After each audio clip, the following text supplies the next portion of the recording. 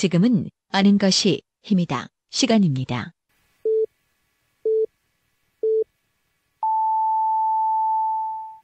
Welcome to the best podcast. Knowledge is power. 2019년 11월 11일 월요일 방송분입니다. 5시 현대사는 월요일 순서 함께 하십니다. 키워드로 보는 뉴스 브리핑, 팟캐스트 하는 것이 힘이다. 정진호 PD와 함께 합니다. 어서 오세요, 정 PD. 네, 안녕하십니까. 정진호입니다. 예, 첫 번째 키워드부터 살펴보죠. 네, 첫 번째 키워드는 본전 생각으로 정해봤습니다. 예, 뭘 했길래 본전 생각이 납니까? 그 아나운서께서 혹시 효 하면은 좀 어떤 이미지가 떠오르시나요? 예, 뭐 저는 불효자이기 때문에 예, 딱히 뭐 효하면 글쎄요 생각나는 거 막연하고 좀 추상적인 그런 것들일 것 그렇죠. 같은데요. 네, 예. 어렸을 때부터 뭐 나라에는 충성하고 또 부모님께는 효도해야 된다 뭐 이런 얘기는 귀에 못이 박히도록 들으면서 자라셨을 겁니다. 그러니까 하지만 단순히 부모님 말씀 잘 듣고 공경하고 이런 것들만이 효는 아닐 것입니다. 이 효라는 것은 정말 그 상황에 따라 여러 가지 형태로 나타낼 수 있을 것 같은데요. 예. 대전시 산하의 그 행복한 사회를 만들어가자는 취지로 그 만들어진 한국효문화진흥원이라는 곳이 있습니다. 예. 그런데 이 효문화진흥원이 이번 대전시를 상대로 한 그 대전시의 행정사무감사에서 문매를 맞았다고 합니다. 예. 왜 문매를 맞았습니까? 네, 바로 불법 예산 전용인데요. 예. 그 공공요금 납부 등에 사용해야 될 그 예산을 그 목적으로 부당하게 사용한 것이 그 감사에서 3차례나 적발되었었는데 이에 대한 그 효문화진흥원의 안일한 태도가 행감해서 좀 비판의 도마에 올랐다고 합니다. 예. 대전시 산하라면 대전시의 예산으로 운영되는 단체잖아요. 네, 그렇습니다. 예. 분명히 이제 또 시민의 세금으로 들어가서 운영이 될 수밖에 없는 상황인데, 불법으로 예산을 전용했다. 그래서 이게 어떻게 봐야 될까요? 네, 우선 좀 그 지적된 거에 대해서도 굉장히 좀 안일한 태도를 보였다고 하는데요. 예. 그 대전시의 복지환경위원회 손희혁 의원은 그 행감에서 효문화진흥원이 그 일반 예산을 전용해 그 업무 추진비 등 그 목적에 맞지 않게 사용했거나 부적절하게 집행한 사례가 3건이나 적발됐음에도 그 효문화진흥원은 이게 이제 표적 감사 때문이다, 억울하다 뭐 이런 입장을 보였다고 합니다. 예. 그 전용 사례를 보면 2017년에는 공공요금 및 그 제세 목적으로 사용해야 될 예산을 직원 회식비와 그 뮤지컬 관람료 등으로 사용했다고 하고요. 2018년에는 그 수수료 명목과 자원봉사 식비 그리고 명절 선물 구입비 등으로 썼다고 합니다. 예. 회식비나 선물 구입비 이런 용도로 사용했다 얘기군요. 네, 그렇습니다. 이게 좀 도덕적 해이를 우리가 지적하지 않을 수 없을 것 같은데요. 예. 뿐만 아니라 그 손 의원의 주장에 따르면 그 효문화진흥원은 직장 내 성희롱 사건으로 그 정직 처분을 받은 간부에게 오히려 학생들을 대상으로 성인지 강의를 하게 하기도 했다고 합니다.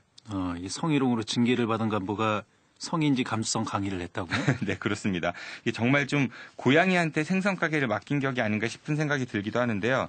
그런데 이런 문제가 지적되었음에도 불구하고 그 관리 감독을 해야 되는 대전시는 사후 조치에 좀 적극적으로 나서지 않았었다고 합니다.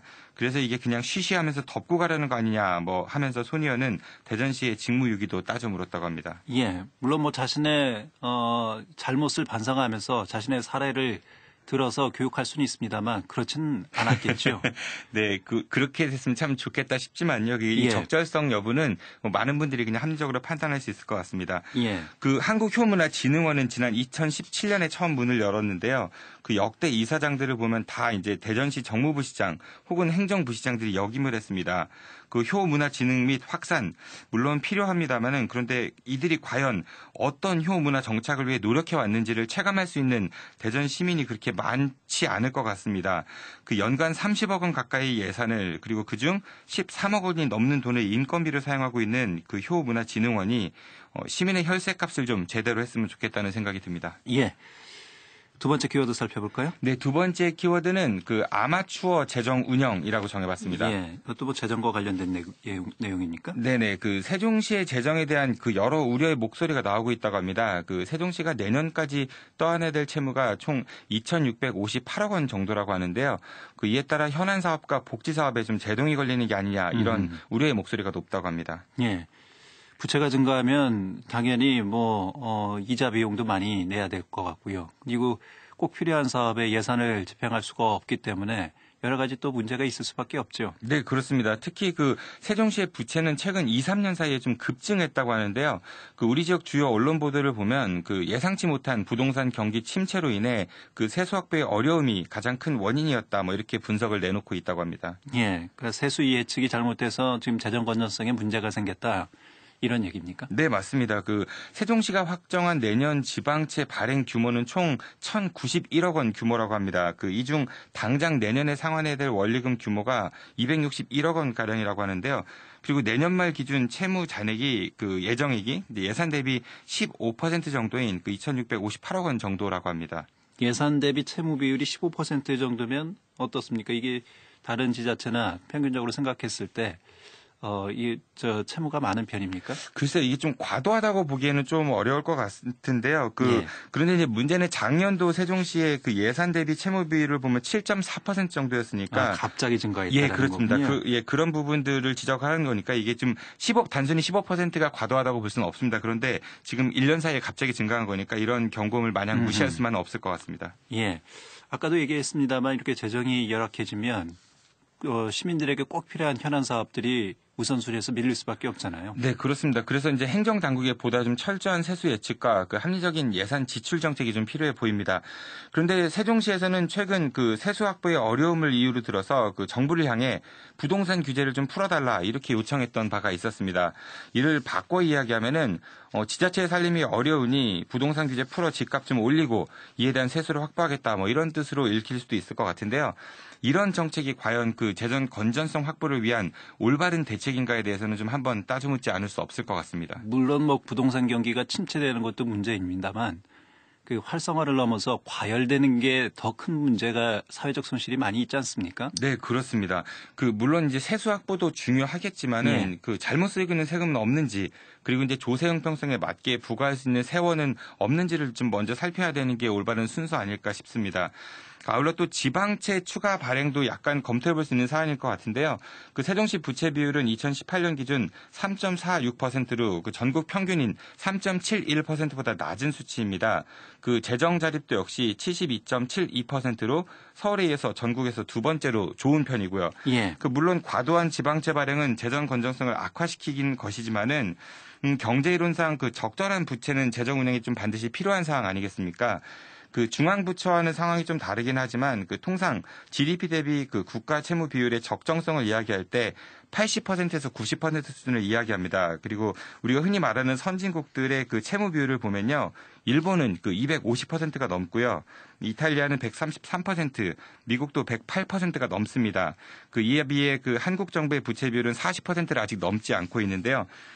빚이 좋다는 이야기는 아닙니다. 하지만 그 적절한 부채는 그 재정 운영의 필수니까 우리 행정당국이 자꾸 뭐 세금 걷어는 데만 좀 혈안을 대지 말고 보다 치밀한 예산 정책을 세워서 그 시민들에게 덜 부담되면서 좀 많은 것들을 되돌려줄 수 있는 그런 좀 세련된 재정 운영을 좀 했으면 좋겠습니다. 예. 키워드로 보는 뉴스 브리핑 팟캐스트 하는 것입니다. 정진우 PD와 함께했습니다. 정 PD 수고했습니다. 고맙습니다. 2019년 11월 12일 화요일 방송분입니다. 5시 현대세남 화요일 순서 함께 하십니다. 키워드로 보는 뉴스 브리핑 진행하겠습니다. 하는 것입니다. 정진우 PD와 함께하죠. 어서 오세요. 네, 안녕하십니까. 정진호입니다. 예. 첫 번째 키워드는요? 네, 오늘 첫 번째 키워드는 백조의 물 갈퀴질로 정해봤습니다. 예. 어떤 얘기입니까? 드디어 내일 모레입니다. 무슨 말인지 아나운서께서는 아시죠? 예. 알고 네. 있습니다. 네, 내일 모레인 11월 14일은 그 대학 수학력 시험이 있는 날입니다. 이날은 공무원들의 출근 시간도 조정되고 또 듣기평가 시간에는 항공기 이착륙도 금지되고 그야말로 온 나라가 비상에 걸린 하루일 텐데요. 대전과 세종, 충남의 9개 시험지구에도 대입 수능 문제지와 답안지 배부가 시작되었다고 합니다. 예. 그리고 이번 수능에는 학력 인구 감소로 지난해보다 대전은 9%, 충남은 7% 줄어든 수험생이 시험에 응시한다고 합니다. 예. 저도 수험생 부모의 한 사람으로서 안 그럴 줄 알았더니 많이 초조해지더군요. 네, 맞습니다. 예. 네, 이맘때쯤이면 늘 등장하는 뉴스가 어떻게 컨디션을 조절해야 하는지, 문제 풀 때는 어떻게 해야 하는지부터 수험표 지참하면 각종 할인을 받을 수 있다까지 온통 이제 수험생들 위주인데요. 그런데 여기 이런 뉴스도 있다고 합니다. 바로 시험 감독관으로 투입되는 교사들 이야기인데요. 그 신경을 곤두세운 채 하루 종일 서서 그 시험 감독을 해야 하고 거기다가 또 만약에 발생할 수 있는 불미스러운 일에 대비해야 하는 등 그 이들의 정신적, 육체적 피로가 정말 상당하다고 합니다. 아무래도 이 수험생들에게는 인생에 있어서 아주 중요한 시험이기 때문에 그걸 또 감독하는 선생님들도 신경이 많이 곤두서지 않을까 싶습니다. 네, 그렇습니다. 그 이 시험 감독관 업무는요, 예전에는 대학이 맡았었다고 합니다. 하지만 그 잇따른 그 시험지 도난 사고가 발생해 그 이 업무가 교육청으로 옮겨왔고, 그래서 현재는 중등 교사들이 이 업무를 담당하고 있다고 합니다. 근데 이게 워낙 육체적, 정신적 노동 강도가 좀 높다 보니까 고충을 호소하는 교사들이 늘어나고 있고, 뭐 심지어는 임신부 교사가 유산하는 그런 일도 있었다고 합니다. 예. 그 서서 감독을 하죠? 네, 그렇습니다. 앉아서 하는 게 아니죠? 네, 일단 이게 그래서 이제 교사 단체에서는요, 그 수능 감독관의 근무 환경 개선의 일환으로 고사장에 그 감독관용 의자를 좀 배치해달라 이렇게 요청을 했었다고 합니다. 하지만 교육부는 부실한 그 시험 감독 우려와 또 국민 정서를 고려해서 감독관 의자 배치를 허용하지는 않았다고 합니다. 예. 혹시 모를 또 부정행위를 방지하기 위해서라도 교사들이 서서 감독을 해야 된다 이런 얘기군요. 네, 정말 좀 어려운 상황인 것 같은데요. 또 뿐만 아니라 이제 감독을 하면서 발생할 수 있는 각종 공정성 시비 등으로 인해 그 받는 그 감독관들의 스트레스도 역시 좀 상상을 초월한다고 하는데요. 예. 그래서 수능 감독 시 발생하는 그 소송에 대응할 수 있는 단체 보험 가입과 그 수당을 10,000원 인상하는 그런 방안도 제시되고 있다고 합니다. 예. 미처 생각지 못했던 부분이긴 합니다만, 이분들의 뭐, 노고도 우리 사회가 좀 생각해 봐야 될 부분, 개선해야 될 부분이 있다면 분명히 또 논의가 돼야 하지 않을까 싶습니다. 네, 그렇습니다. 그 실천교육교사 모임이 지난해 전국 중등교사 그 5,000여 명을 대상으로 한 설문에서 해결 방안으로 이제 감독용 키높이의 의자 배치와 그 감독관 업무에 대한 대학의 좀 적극적인 동참이 60%가 넘는 지지를 받았다고 하는데요. 또한 전교조는 그 감독관을 2교대로 배치해 업무 강도를 좀 줄여야 된다, 뭐 이렇게 요구를 했다고 합니다. 이에 대해 이제 교육당국은 감독관을 좀 추가로 배치해 그 감독 시간을 평균 2.85시간으로 줄일 방침이다, 뭐 이런 이야기를 내놨다고 합니다. 예. 보이지 않는 곳에서 고생하는 많은 분들이 계십니다. 네, 맞습니다. 예, 그분들에게도 좀 관심을 갖자 이런 취지인 것 같습니다. 네, 그렇습니다. 그 우아한 자태로 호수에 떠 있는 백조의 모습 이면에는 그 수면 아래에서 수없이 이제 물갈퀴질을 하는 백조의 다리가 있습니다. 그 우아한 백조의 모습만 감상하지 말고 그 물 갈퀴질하는 다리의 노고도 우리 함께 좀 기억해줬으면 좋겠습니다. 그리고 김현선 아나운서 자제분을 포함한 모든 수험생 여러분, 그 정말 고생 많으셨습니다. 남은 시간 잘 정리하셔서 꼭 좋은 성과 있으시길 바랍니다. 예.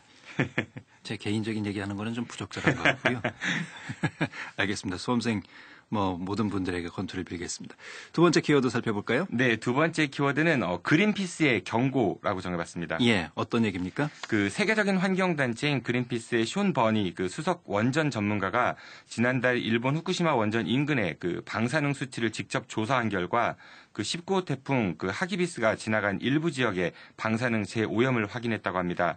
그 원전 사고로 생긴 방사선 폐기물이 태풍으로 유실돼 인근 강이 합류했다는 그런 가능성을 확인한 거라고 볼 수 있는데요. 예. 측정을 해보니까 논두렁 쪽 가장자리에 방사능 물질이 농도가 가장 높았다고 하고요. 쉽게 내려온 방사능 물질이 도로, 인도 등 그 다른 곳으로 옮겨가고 있는 것도 확인되었다고 합니다. 예. 일본 정부 발표에 따르면 후쿠시마 원전 사고 이후에 방사능 오염 물질은 완전히 제거됐다. 이런 발표가 있었습니다만 그게 사실이 아니다라는 얘기는 많은 보도를 통해서 또 나오고 있잖아요. 네, 그렇습니다. 그 숀 버니에 따르면은 후쿠시마 현은 약 70%가 이제 산지이다 보니까 그 세슘 같은 방사능 물질은 200~300년 동안은 지속될 가능성이 있다 이렇게 이야기를 하는데요. 그러면서 이게 이제 태평양으로 흘러 들어가는 것을 완전히 막을 수 없다 이런 견해를 밝혔다고도 합니다. 예. 이곳에서 또 올림픽이 있잖아요. 네, 그 야구 경기가 열리는데요. 그 후쿠시마 제1원전으로부터 70km 떨어진 곳에서 그 야구와 소프트볼 경기가 열릴 예정이라고 하고 뿐만 아니라 올림픽 성화 역시 그 원전 사고 현장에서 20km도 떨어지지 않은 곳에서 출발을 한다고 합니다. 예. 어쨌든 이제 원전에 대한 여러 가지 경각심이 있을 수밖에 없습니다. 네, 그렇습니다. 그런데 이제 이에 대해서 핵 그 재처리 실험 저지 그 30km 연대와 그 한일 반핵 평화 연대 등의 그 시민단체들이 어제인데 대전시청에서 공동 기자회견을 열고 그 후쿠시마의 현실을 알리며 그 핵 폐기 촉구에 나섰다고 합니다. 그 대전은 하나로 원자로에서 핵 재처리 실험이 이루어지고 있는 그 전국에서 두 번째로 많은 핵 폐기물을 보관하고 있는 도시입니다. 뿐만 아니라 전국에 쓰이는 그 핵 연료봉을 전량 생산하는 그 핵 연료 공장이 있는 도시이기도 합니다. 그 전 세계적으로 봐도요, 그 대전 같은 대도시 한복판에 이런 핵시설을 가지고 있는 곳은 좀 찾아보기가 어려운데요. 그 마냥 손 놓고만 있지 말고 그 지역 정치권과 대전시 그리고 관할 행정당국인 유성구에 좀 보다 실질적인 그 대책 마련이 좀 필요해 보입니다. 예, 알겠습니다. 오늘 여기까지 듣죠. 키워드로 보는 뉴스 브리핑 팟캐스트 하는 것입니다. 정진우 PD였습니다. 정 PD 수고했습니다. 고맙습니다. 2019년 11월 13일 수요일 방송분입니다. 5시 대선남 수요일 순서 함께 하십니다. 키워드로 보는 뉴스 브리핑 팟캐스트 하는 것입니다. 정진우 PD와 함께합니다. 어서 오세요, 정 PD. 네, 안녕하십니까. 예. 정진호입니다. 첫 번째 키워드부터 살펴보죠. 네, 오늘 첫 번째 키워드는 물거품이라고 정해봤습니다. 예, 어떤 얘기입니까? 그 30년째 표류하고 있는 충남도의 대형 개발 사업인 그 안면도 개발 사업이 사실상 무산되었다고 합니다. 예. 그 우선 협상 대상자인 KPIH가 그 투자 이행 보증금을 납부하지 못해 발생한 일이라고 하는데요. 예. 이에 따라 충남도는 그 KPIH와의 그 계약 해지를 검토하고 있다 이렇게 이야기를 하고 있습니다. 예. 우선 협상 대상자가 선정이 되면서 이 상당히 많은 이제 전망이 했었죠. 밝다 이런 기대가 있었는데 결국은 사업이 무산될 위기에 놓여 있다 이런 얘기군요. 네, 맞습니다. 그 지난 10월 11일 그 충남도가 우선 협상 대상자를 선정한 이후에 이 KPIH가 그 의무적 이행사항을 모두 완료했다는 판단을 했고 그래서 본계약도 체결했던 바가 있었는데요. 당시 협약 내용을 보면 KPIH는 그 안면도 3지구 일대 콘도와 상가, 전망대, 숙박시설 등의 그 복합 리조트 개발 사업을 추진하기로 되어 있었다고 합니다. 총 사업비는 5천억 원이었었고 공사 기간은 5년이 예정되어 있었습니다. 그 이에 KPIH 측은 그 사업을 신청할 때 5억 원을 납부했었고요. 그리고 지난 11월 9일까지 1차 투자 이행 보증금 100억 원, 그리고 1년 이내에 나머지 투자 이행 보증금 그 100억 원을 납부하기로 되어 있었다고 합니다. 예. 하지만 1차 납부일을 앞두고 갑자기 그 KPIH 측이 이제 자금 사정을 호소하면서 납부기한 그 연기를 요청했었고요.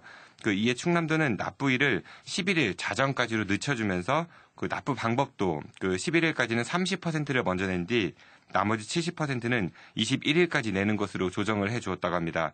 그런데 연장된 1차 납부 기한인 그 지난 11일 자정까지 이 KPIH 측은 그 1차 납부액의 30%를 내지 못했다고 합니다. 이 KPIH라는 업체가 낯설지가 않죠. 네. 이게 대전의 유성복합터미널 사업자이기도 하지 않습니까? 네, 맞습니다. 그래서 좀 우려의 목소리가 더 크다고 하는데요.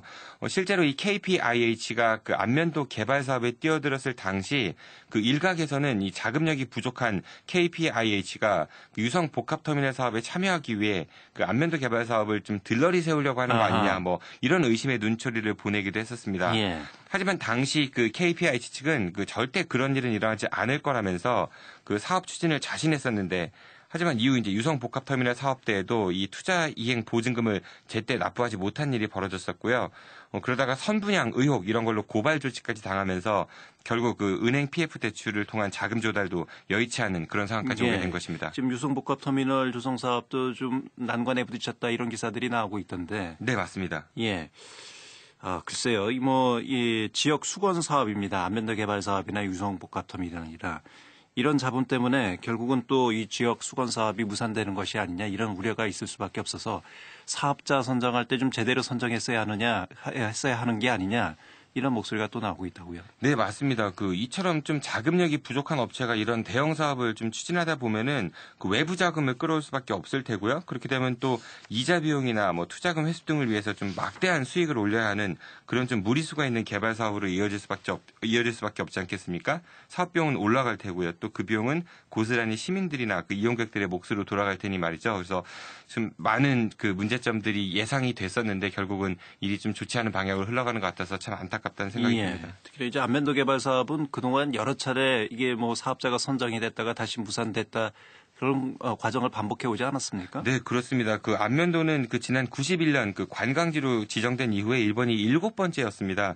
하지만 그 사우디아라비아 알 라스르사의 그 투자 협약부터 미국 인터퍼시픽사, 롯데 컨소시엄, 그리고 이번에 KPIH까지 모두 실패로 돌아간 셈입니다. 30년 동안이나 7차례에 걸쳐 추진한 사업이 모두 이제 실패로 돌아갔다면 이 사업에 대한 근본적인 고민을 좀 다시 해봐야 되지 않을까 싶습니다. 예. 두 번째 키워드 살펴보죠. 네, 두 번째 키워드는 잘못된 전제로 정해봤습니다. 이건 어떤 얘기입니까? 그 벙커 시유를 연료로 사용하고 있는 대전 열병합 발전에서 나오는 미세먼지 배출량이 그 대전시에 등록된 5등급 노후 경유차 전체와 맞먹는다는 그런 조사 결과가 발표됐다고 합니다. 예. 그 국립환경과학원의 그 국가 대기오염 물질 배출량 조사 결과에 따르면 대전 열병합 발전소에서 나오는 미세먼지 배출량은 180톤 정도라고 하는데요. 이는 5등급 노후 경유차 약 5만 9천 대에서 나오는 미세먼지 배출량과 맞먹는 수치라고 합니다. 예. 그리고 현재 대전은 약 5만 7천 대 정도의 그 5등급 노후 경유차가 등록되어 있다고 합니다. 지금 5등급 노후 경유차는 폐차 지원이 지금 되고 있잖아요. 네, 그렇습니다. 예, 미세먼지를 줄이기 위해서. 네. 예, 근데 열병합 발전소에 나오는 이 미세먼지가 대전의 모든 5등급 경유차와 맞먹는 그 정도의 미세먼지가 지금 배출되고 있다 이런 얘기군요. 네, 맞습니다. 그래서 이제 대전시는 대전에 있는 모든 노후 경유차를 폐차할 수 있는 효과가 있을 수 있기 때문에 이 열병합 발전소의 원료를 벙커 시유에서 LPG로 바꾸고 교체하는 그런 비용을 국비로 지원받아 시범적으로 실시해보겠다 이런 방침을 내놨다고 합니다. 예. 그리고 이제 LPG 연료 교체와 저장 탱크 설치에는 약 100억 원 정도가 소요될 예정이라고 합니다. 근데 LPG를 전환한다고 하더라도 이게 미세먼지가 안 나오는 게 아니라면서요? 네, 맞습니다. 저도 좀 그 부분을 지적해보고 싶은데요. 대전시나 언론 발표 내용을 보면요. LPG를 친환경 연료라고 이렇게 소개를 하고 있습니다. 그러면서 발전소 연료를 LPG로 바꾸면 아까 말씀드린 대로 노후 경유차 5만 9천 대 폐차 효과 이렇게 얘기를 하고 있는데요. 하지만 그런 효과가 있으려면은 LPG 발전에서 미세먼지를 아예 배출하지 않아야 되지 않겠습니까? 그러니까 LPG 역시 벙커 시유에 비해 상대적으로 미세먼지를 덜 배출한다는 이야기인 거지. 예. 이 역시 친환경 연료라고만 보기엔 좀 어려울 것 같습니다. 국립환경과학원 연구에 따르면 LPG가 경유보다는 약 96%나 적게 질소산화물을 배출한다고 합니다만은 이산화탄소의 경우는 LPG가 경유보다 오히려 더 많이 배출하는 것으로 이렇게 조사가 되어 있다고 합니다. LPG로 전환한다고 해서 문제가 해결되는 것은 아니다. 네, 맞습니다. 그래서 이제 문제인식을 해결하고 그거를 마련할 때에는요, 반드시 근본 원인부터 좀 처방까지 좀 꼼꼼하게 따져봐야 될 것 같은데요. 만약 수백억 원을 들여서 LPG로 교체했다가 또 LPG가 배출하는 이산화탄소 등의 오염물질 때문에 대기질이 안 좋아진다. 이걸 또 친환경 연료로 바꿔야 된다. 이런 말이 나오지 않는다고 누가 보장할 수 있겠습니까? 예. 어쨌든, 근본적인 해결을 위해서는 다각적인 방법을 좀 강구를 해봐야 되겠고요. 네, 맞습니다. 예, 미세먼지는 어쨌든 대기 환경을 위해서는 우리 사회가 꼭 고민하고 또 해결해야 될 중차대한 문제가 아닐까 싶습니다. 네, 맞습니다. 큰 돈을 들여서 이렇게 해결하려고 하는 거니까 좀 더 말씀하신 대로 여러 개를 봐야 될 것 같은데요. 예. 물론 태양광이나 풍력 등 이른바 신재생 에너지 발전이 지금 현실에서는 막대한 발전량을 기대하기엔 좀 여러 한계가 있는 건 사실입니다. 예. 하지만 얼마 전 허태정 시장이 미세먼지 걱정 없는 안전한 사회를 구축해 나가는 것은 더 이상 놓칠 수 없는 시대적 사명이다. 이런 말과 함께 미세먼지 대응 전략 2.0을 추진하겠다고 이렇게 선언한 만큼 각 원료에 대한 오염물질 배출 정도와 경제성 비교 등의 좀 객관적인 자료 공개 등을 통해서 보다 좀 세밀하고 철저한 대처 방안을 좀 마련해 보았으면 좋겠습니다. 예. 키워드로 보는 뉴스 브리핑 팟캐스트 하는 것입니다. 정준혜 PD와 함께했습니다. 정 PD 수고했습니다. 고맙습니다. 2019년 11월 14일 목요일 방송분입니다. 5시엔 대해서나 목요일 순서 함께 하십니다. 키워드로 보는 뉴스 브리핑 진행합니다. 팟캐스트 하는 것입니다. 정진우 PD와 함께 하죠. 어서 오세요, 정 PD. 네, 안녕하십니까. 정진우입니다. 예, 첫 번째 키워드부터 살펴보죠. 네, 오늘 첫 번째 키워드는 이제는 샤프까지라고 정해봤습니다. 이게 무슨 얘기입니까? 오늘 드디어 이제 수능이 끝나가고 있죠. 예. 현재 제2 외국어와 한문 시험이 한참 진행될 텐데요. 저희 방송하기에 앞서서 방금 전에 변변한 이야기를 함께 하시는 김우찬 변호사께서 이야기를 꼭 소개해달라고 부탁을 하셨습니다. 예. 수능날 아침에 어머니가 아이한테 미역국을 끓였다고 하더라고요. 반응이 어땠을 것 같습니까? 네. 글쎄 그 미신이긴 합니다만. 네네. 예. 아이가 굉장히 좀 어머니한테 화를 냈대요. 그래서 예. 시험 보는 날 미역국을 끓여주면 어떡하냐. 그러니까 엄마가 하는 얘기가 시험을 만약에 못 보면은 예. 너 잘못이 아니라 엄마가 미역국을 끓여줬기 때문이다. 그러니까 그렇게 깊은 뜻이 있습니까? 네네. 굉장히 좀 감동스러운 이야기를 좀 전해드려 달라 이렇게 부탁을 했고요. 예. 아나운서께서도 이제 학부모시니까요. 예. 혹시 수능 샤프라고 들어보셨는지요? 예, 워낙 많은 논란이 돼서 알고는 있습니다. 네, 그 많은 분들께서 뉴스를 통해 들어보셨을 건데요. 근데 이게 어떻게 생겼는지, 얼마인지 등 이 수능 샤프에 대해서 또 모르는 분들도 많이 계신 것 같습니다. 예. 그 과거 대입 시험 보셨을 때 아나운서께서 좀 고사장으로 가지고 가지 말아야 될 물품 이런 것 좀 기억하시나요? 저는 학력고사 세대라서요. 네. 글쎄요. 워낙 오래돼서 그런 것까지는 기억이 잘 나지는 않습니다. 네. 예. 저 시험 볼 때 전자계산기 이런 거 갖고 오면 안 된다. 그 정도까지 였지 네네. 않았을까 싶습니다. 그 당시에는 전자기기라는 게 변별한 게 없었기 때문에. 네, 그렇습니다. 예. 하지만 요즘 수험생들은 그 휴대전화나 스마트워치 등 그 스마트 기기뿐 아니라 그 전자담배, 블루투스 기능 있는 이어폰, 정말 반입 금지 물품이 많습니다. 예. 그런데 요즘에는 개인 샤프 펜슬이나 그 연습장도 고사장에 반입할 수 없다고 합니다. 대신 한국교육과정평가원에서 일괄적으로 지급하는 컴퓨터용 사인펜과 이 수능 샤프라는 거를 그 필기구로 써야만 한다고 합니다. 예. 글쎄요, 많이 좋아졌다, 이렇게 볼 수도 있습니다. 예, 이 시험 필기기구를 다 지원을 해주는 거잖아요. 네, 아마 많은 분들은 세상 많이 좋아졌네, 이젠 샤프까지 다 주고 이렇게 생각하실 수도 있을 것 같은데요. 예. 하지만 이제 과거 어려웠던 시절에야 그 공짜 샤프를 받으면은 이게 좀 살림의 보탬이 되니까 좋을 수도 있겠지만은 요즘은 이런 문구류가 예전보다는 좀 구하기가 수월하기 때문에 굳이 샤프까지 줘야 되나 이런 생각이 들기도는 합니다. 네. 예. 이거 부정행위 방지를 위해서 지급하는 거잖아요, 사실은. 네, 맞습니다. 예. 2004년에 치러진 2005학년도 수능 시험에서 휴대전화를 이용한 사상 최대의 그 부정행위가 일이 있었죠. 그래서 이에 대한 보완책으로 그 다음 해부터는 절대로 그 출신 학교를 시험장으로 배정하지 못하게 했고 그리고 답안지에 필적 확인란을 좀 신설해서 유명 시나 명언의 일부분을 자필로 작성토록 해서 유사시 이제 필적 감정의 자료로 쓰일 수 있는 이런 조치도 취했다고 합니다. 예. 뿐만 아니라 시험장에 그 금속 탐지기도 도입되었고 그리고 이전까지 지급되던 그 컴퓨터용 사인펜과 수성 테이프 이외에 이 수능 샤프도 일괄 지급하게 되었다고 합니다. 하지만 이게 매해 바뀌다 보면서 그 제품의 품질 그러니까 쓰다가 샤프심이 잘 부러지는 경우도 좀 속출했었다고 하고요.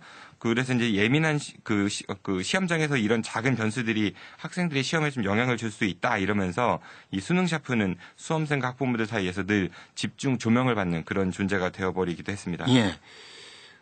이 샤프 펜슬까지 이렇게 이슈가 되는 예민한 상황이 되어버린 우리의 대입 시험. 글쎄 이걸 어떻게 봐야 될까요? 네, 좀 씁쓸하다는 생각이 드는데요. 예. 보통 근데 또 이제 수능 샤프에 대한 사람들의 관심사가 올해 수능 샤프 브랜드는 어디 것이냐, 필기감은 어떠냐, 이런 쪽에 좀 많이 집중이 되어 있는데요.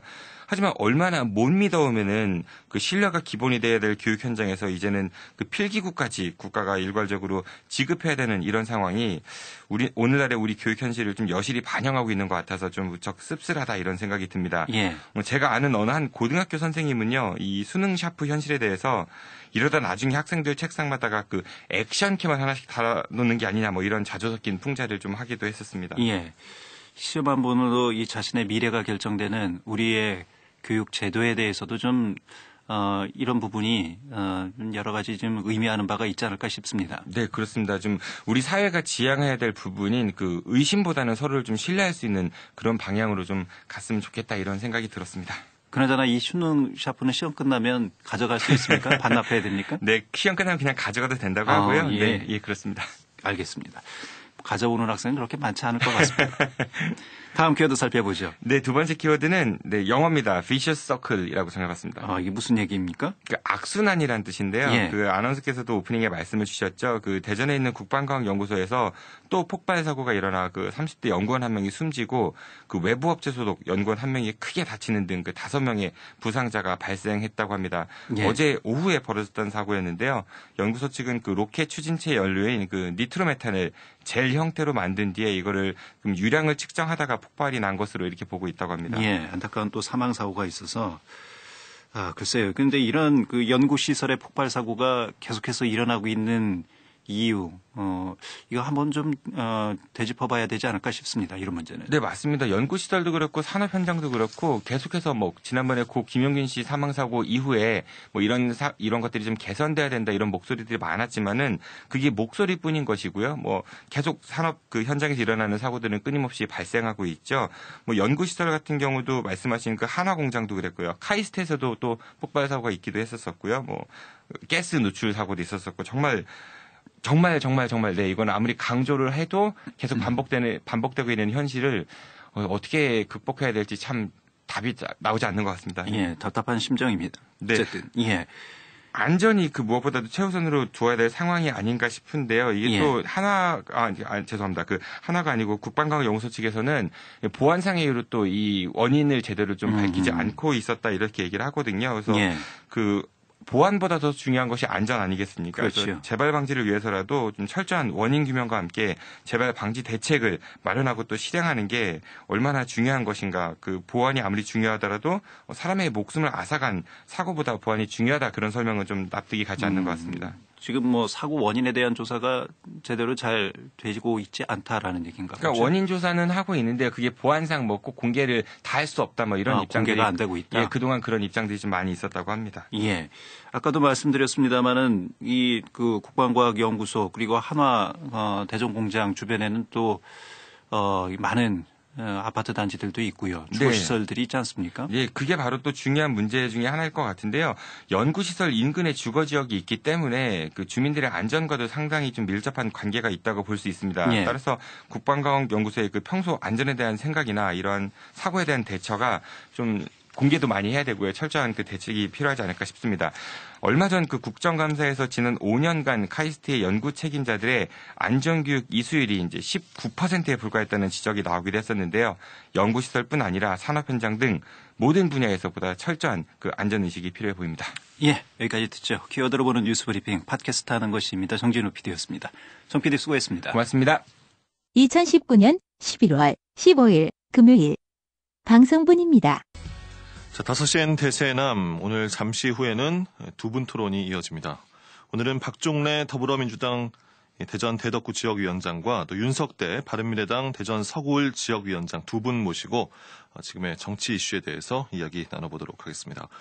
좋은 의견 있으신 분들 함께 참여해 주시고 문자 보내주시기 바랍니다. 단문 50원, 장문 100원의 유료 문자 샵 2309번으로 보내주시거나 페이스북과 카카오톡 채널 5시엔 대세남 그리고 KBS 대전 라디오를 검색하셔서 유튜브를 통해서 의견 남겨주시면 세 분을 선정해서 소정의 커피와 베이커리 모바일 상품권 보내드리도록 하겠습니다. 그리고 저를 포함해서 저희 5시엔 대세남 제작진은 청취자 여러분의 소중한 의견 늘 감사드리고 있다는 것도 제가 오늘 대신 진행을 맡았으니 말씀드립니다. 감사합니다. 오늘은 유튜브와 페이스북으로 이제 보이는 라디오가 진행이 됩니다. 여러분의 많은 참여, 청취, 또 시청 바랍니다. 키워드를 보는 뉴스브리핑 이어갑니다. 팟캐스트 아는 것입니다. 정진호 PD와 함께합니다. 정 PD님 어서 오세요. 네, 안녕하십니까. 정진호입니다. 네, 오늘 첫 번째 키워드 어떤 건가요? 네, 첫 번째 키워드는 보기 싫은 꼴이라고 생각해봤습니다. 네, 대체 어떤 꼴입니까? 네, 정치자금법 위반 혐의로 기소된 더불어민주당 소속 구본영 그 천안시장이 어제 대법원 확정 판결 이후 시장직을 상실했다고 합니다. 그 현행법상 선거법이나 정치자금법 위반으로 100만 원 이상의 벌금형보다 높은 형이 확정되면 당선이 무효화되고 그렇죠. 또 5년간 피선거권이 박탈, 그러니까 출마를 할 수 없게 되는데요. 대법원 노정희 대법관은 그 구본영 전 천안시장에 대한 그 최종심에서 그 벌금 800만 원과 추징금 2천만 원을 선고한 원심을 확정했다고 합니다. 구 전 시장은 천안시체육회 김병국 전 상임 부회장으로부터 한도액 500만 원을 훨씬 초과한 2천만 원의 그 불법 정치자금을 받은 혐의로 지난해 기소된 바가 있었습니다. 네. 판결이 나면 바로 시장직을 이제 상실을 하게 되잖아요. 네, 바로 당선 무효니까 바로 직을 상실하게 된 거고요. 네. 그 구 전 시장은 6대 지방선거를 앞둔 시점에서 그 불법 정치자금 2천만 원을 받고 그 대가로 이제 김병국 씨를 천안시체육회 상임 부회장으로 임명했다는 혐의로 일단 재판에 넘겨졌습니다. 네. 그 문제의 발단은 그 천안시체육회 구 전 시장의 측근 3명이 특혜 채용됐다는 의혹이 제기되면서부터 시작되었다고 하는데요. 그 이 과정에서 김병국 전 천안시체육회 상임 부회장이 구전시장에게 불법 정치자금을 제공했고 구전시장의 지시로 한 청탁도 있었다, 인사청탁도 있었다 이런 걸 좀 폭로한 바가 있었습니다. 네. 그 문제가 불거지자 구전시장은 선거 기간에 돈을 받은 건 사실이지만 그 후원액 그 한도액을 벗어난 것을 확인한 뒤에는 즉시 반환을 했다 이러면서 이제 절차상의 착오였을 뿐이다 이렇게 항변을 했었다고 합니다. 네. 2천만 원이면 일단 상당히 큰 액수이고 구전시장이 얘기했던 것처럼 이제 절차도 분명히 이 정치 후원금도 있지 않습니까? 네, 그렇습니다. 네. 그러니까 이게 정치를 하시는 분이기 때문에 그 한도 액수라든지 아니면 그 절차를 몰랐다라고 하는 거는 좀 의아한 그렇죠. 점이 정치 초년생도 아니고요. 예, 그렇습니다. 그리고 문제는 그 돈의 액수 말고 지금 말씀하신 대로 돈의 처리 과정인데요. 그 현행법상 모든 정치 자금은 반드시 좀 후원회를 거쳐야 되고 만약에 후원회를 거치지 않고 직접 받았다 이런 경우에는 30일 안에 그 회계 책임자에게 전달을 해야 한다고 합니다. 하지만 구전시장은 30일 안에 그 돈을 돌려주기는 했지만 받을 때와 돌려줄 때 모두 그 회계 책임자를 거치지 않았다고 합니다. 네. 네, 그래서 재판부는 구전시장의 주장을 받아들이지 않았다고 합니다. 네. 사실 지방선거가 치러진 게 얼마 되지 않은 거죠. 남은 기간이 더 많은 건데 피해가 시민들에게 상당히 이제 돌아가는 거잖아요. 결국. 네, 맞습니다. 네, 특히 이제 구전시장이 더불어민주당으로부터 공천을 받을 당시에 그 여러 말들이 많았었는데요. 그 당시 이제 현역 시장이었기도 했던 이제 구전시장은 이 문제로 이제 구속되었다가 그 구속 적부심을 통해 풀려난 바가 있었습니다. 하지만 더불어민주당 측은 그 현역 시장 프리미엄의 경쟁력이 있다는 이유로 경선 과정도 없이 이 구전시장을 전략 공천했던 바가 있었습니다. 네. 그러니까 돌이켜 보면 좀 무리한 그런 전략 공천이지 않았나 싶습니다. 네, 맞습니다. 그래서 이제 야권과 천안 지역 시민단체들은 구전시장을 공천한 그 더불어민주당을 더욱 좀 강하게 비판을 하고 있다고 합니다. 네. 이제 천안 시정은 어떻게 됩니까? 네, 권한대행 체제로 운영이 되는데요. 일단은 보궐선거는 내년 4월 그 총선과 함께 치러질 예정이고 그 전까지는 그 구만섭 행정부시장이 이제 시장 권한대행을 맡아 그 천안시장을 이끌게 된다고 합니다.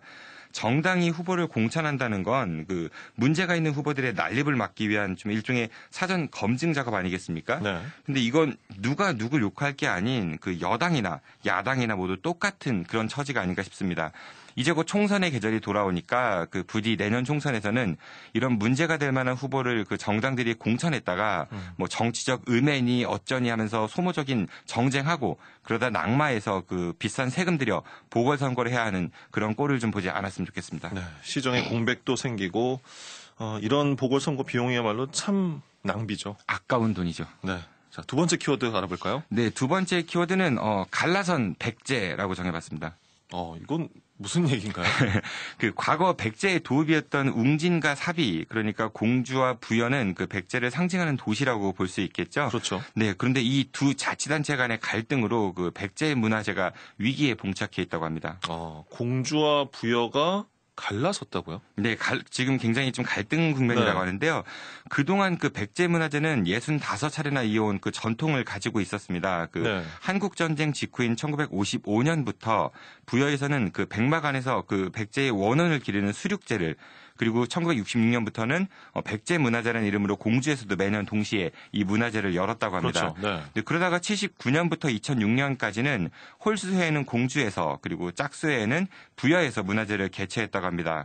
그러다가 2007년부터는 충남도와 공주시 부여군이 함께 그 백제 문화제 추진위원회라는 재단을 만들어 그 매년 통합 문화제를 열어왔다고 합니다. 네. 근데 지난 65회 그 문화제 폐막식 때 그 박정현 부여군수가 다시 예전처럼 공주와 이제 부여가 경연으로 따로 이 문화제를 개최하자 이렇게 하면서 갈등이 시작되었다고 합니다. 네. 뭐 저도 이제 현장에 가봤지만 이 백제문화제가 이제 공주와 부여가 뭐 번갈아 가면서 뭐 개묘학식, 폐막식 순서도 좀 바꾸면서 그렇게 함께 보기 좋게 진행을 해왔던 건데 이렇게 부여군이 따로 하자. 네. 네. 어떤 이유에서일까요? 네, 박정현 그 군수에 따르면요, 이게 통합 운영을 하다 보니까 그 양 도시 간의 행사 내용이 좀 중복되고 그 예산과 인력도 좀 비효율적으로 운영되는 게 문제다 이렇게 이유를 제시했습니다. 네. 하지만 그 김정섭 공주시장은 오히려 이제 봄에는 부여에서 가을은 공주에서 이렇게 1년에 2번씩 문화제를 열자 이렇게 역제안을 했다고 합니다. 1년에 따로. 예, 한 번씩 하는 거죠, 계절마다. 네네. 이렇게 되면 부여에서 지적한 프로그램 중복도 좀 막을 수 있고 또 이제 과거 백제의 영토이기도 했던 서울이나 익산 등과도 좀 연계해가지고 더 많은 관광객도 유치할 수 있는 게 아니냐라는 게 이제 김정섭 시장의 설명이라고 합니다. 네. 결국엔 갈라선 거네요, 이제. 뭐 갈라서겠네요. 갈라선다고 봐도 무방하지 않을 것 같은데요. 이게 이제 일종의 두 도시 간의 셈법 차이 때문이 아닐까 싶습니다. 올해 백제문화재 전체 예산이 91억 원 정도였다고 하는데요. 네. 그리고 이 중에서 부여에는 28억 원 정도, 그리고 공주에는 36억 원 정도가 투입되었다고 합니다. 그리고 부여에서는 약 30만 명 정도, 그리고 공주에서는 50만 명 정도의 관광객을 유치했다고 하니까 이 두 도시 간 투입된 예산에도 좀 차이가 있고 또 관광객 유치 실적도 차이가 있어서 이런 이견이 발생한 게 아니냐, 그런 시각이 좀 지배적이라고 합니다. 네. 제가 뭐 자세한 이야기까지는 모르겠지만 지금 정 PD님께 딱 들었을 때는 나는 지금까지 주인공이었으니까 계속 주인공 하고 싶고 들러리는 안 하고 싶다는 네. 얘기겠죠. 네, 그런 거 아닐까요? 나도 주인공 하고 싶다. 네, 좀 그런 느낌이 좀 있는 것 같은데요. 백제 문화재를 두고 누가 정통성이 있느냐, 뭐 누가 간판이냐, 누구에게 많은 이익이 돌아가느냐, 이런 두 도시 간의 이제 신경전이다, 이렇게 볼 수 있을 것 같은데요. 이러는 사이에 이제 어제 열릴 예정이었던 백제 문화재 이사회도 무기한 연기되었다고 합니다. 그렇군요. 네, 수학여행 하면 경주가 떠오르지 않습니까? 경주는 도시 자체가 국립공원이기도 하죠. 하지만 똑같은 삼국시대의 한 국가였고 또 삼국 중에서 가장 찬란한 문화를 자랑했던 백제가 아직도 이제 신라에 비해 좀 상대적으로 저평가되어 있다는 것이 충청인의 한 사람으로서 좀 자존심 상하기도 하는데요. 두 자치단체들이 좀 더 대승적인 차원에서 이 문제를 좀 슬기롭게 풀었으면 좋겠습니다. 네, 어떤 행사보다도 두 도시가 함께 한다는 게 참 보기 좋았었는데요. 네, 저도 참 보기 좋았는데 네. 빨리 이 갈등이 좀 봉합되었으면 좋겠습니다. 네, 오늘 여기까지 듣겠습니다. 자, 키워드로 보는 뉴스브리핑, 지금까지 팟캐스트 아는 것입니다. 정진호 PD와 함께했습니다. 고맙습니다. 고맙습니다.